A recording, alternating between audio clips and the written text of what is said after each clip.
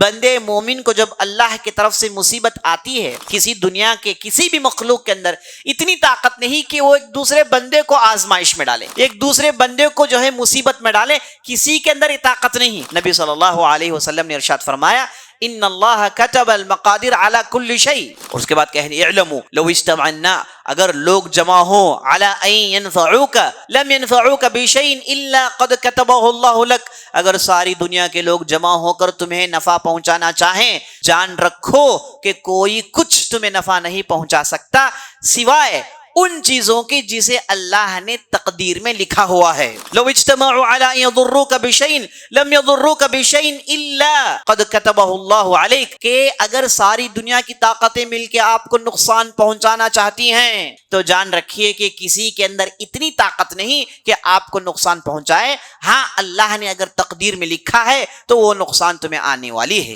تو نفع ہو کہ نقصان یہ اللہ ہی کی طرف سے آنا ہے، یہ ہمیں اچھی طریقے سے جان لینا ہے۔